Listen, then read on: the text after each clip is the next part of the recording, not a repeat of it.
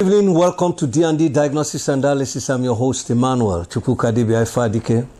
We're compelled to look around to diagnose social problems that we find in our society, and we realize a lot of people have monetized all their spiritual and physical giftings, and as a result of that, there is a rat race. People are struggling to make ends meet. People cannot find fulfillment or satisfaction. So this program is intended or is driven for the purpose of trying to give people a standard that people can understand precept and principle to be successful in life. Number one, we want to establish that money is not all the capital that you need to develop and to excel in life. That is why leaders develop principles, and principles are available and applicable wherever you are. So we want to talk today briefly to give you some principle that will help you, also to embellish your personality, to make you a winning person, to give you a noble and dignified person, which are part of your capital that command your wealth, because these are also development that are superior even to money. That's why the way you comport, the way you conduct, your attitude, your disposition to life begins to determine how people also perceive and relate and deal with you. So number one principle we want you to learn in the act of communication and conversation is very important, and people don't know that your relationship is very important. Your workplace relationship, your marketplace relationship, your relationship with God, which is very superior and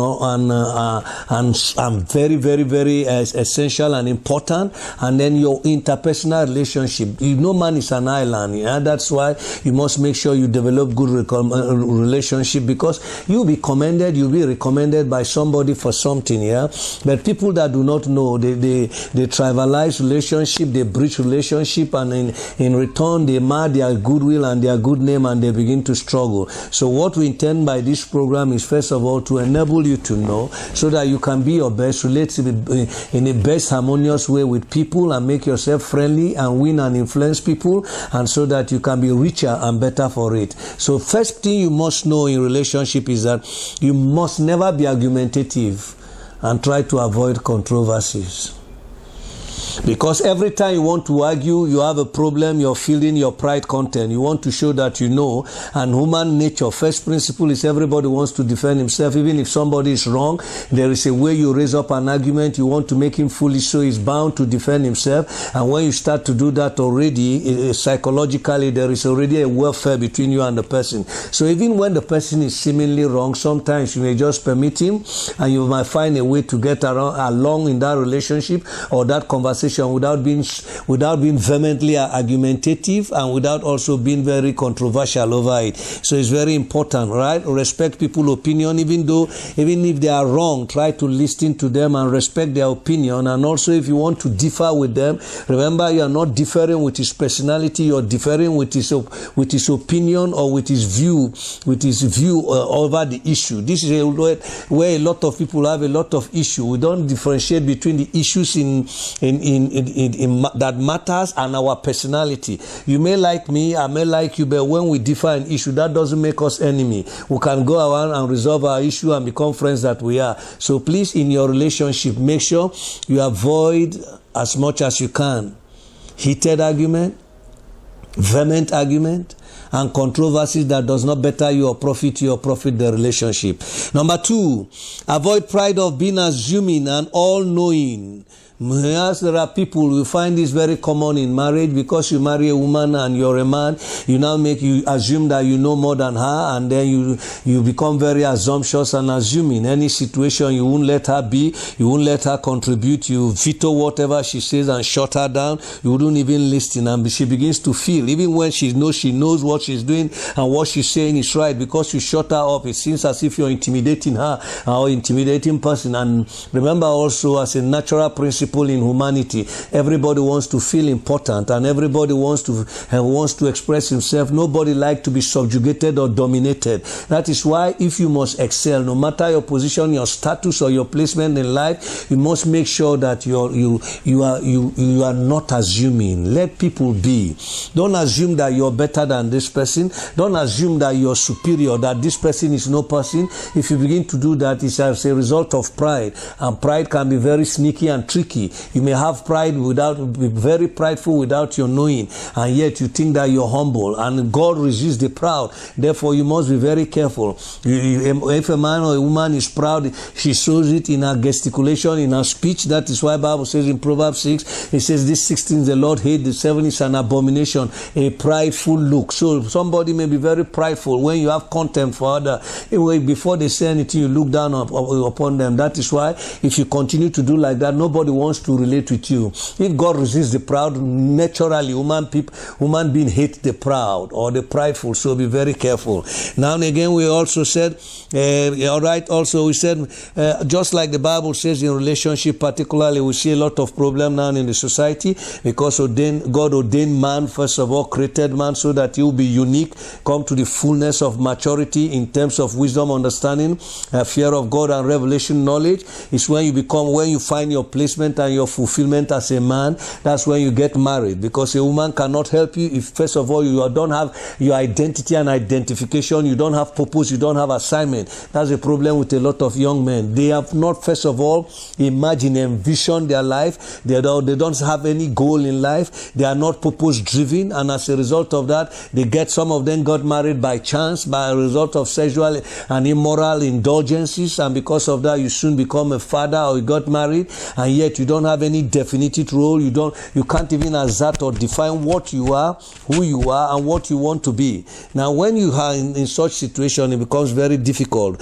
Now, when you get married again, you won't let a woman also to help you, because a woman is a helpmate. So if you don't know, you are not doing anything, you are not qualified to get married, because she can't help you. You don't have a vision, you don't have a program, you don't have a project, so she's also stuck. And that is why you begin to have relationship problems, because you come out again and you begin to feel that you're the man, you are all-knowing, but the woman may be superior to you, no more than you do. And yet again, that's why also for a woman, if you want to get married, is very important.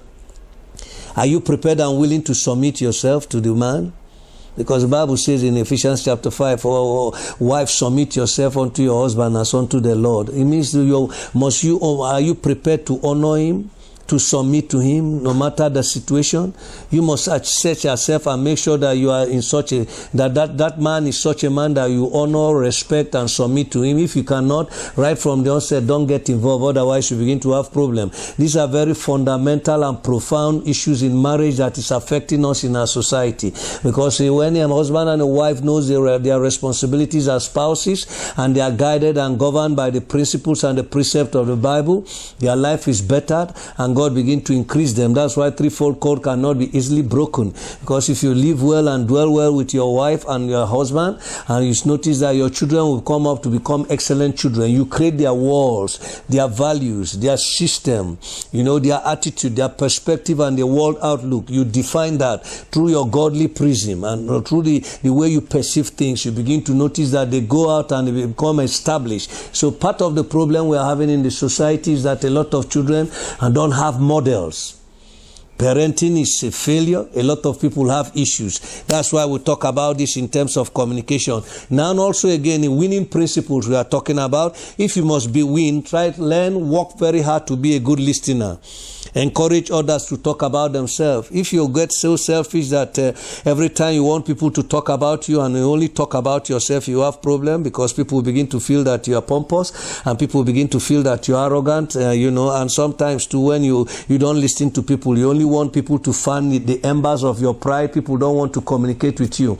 That's why I try to learn to listen. If you're a man, if you listen very well to your wife, you become a good husband, because listening is part of living, and it's part of expression of love to your wife. So listen to conversation, listen to people before you make your input. Also, I want also that you, in communication, another applicable principle is that make sure wherever you are, you show genuine interest in people's welfare and wellness in order to win the heart of the people.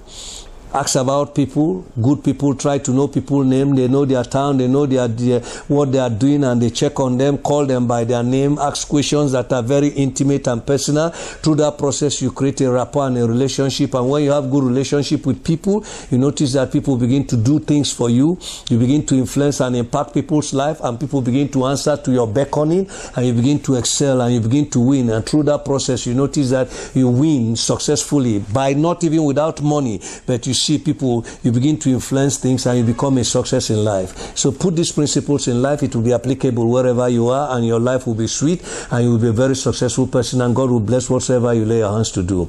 May God bless you and keep you. I'll meet you again. My name is Emmanuel Chukwukadibia Ifeadike.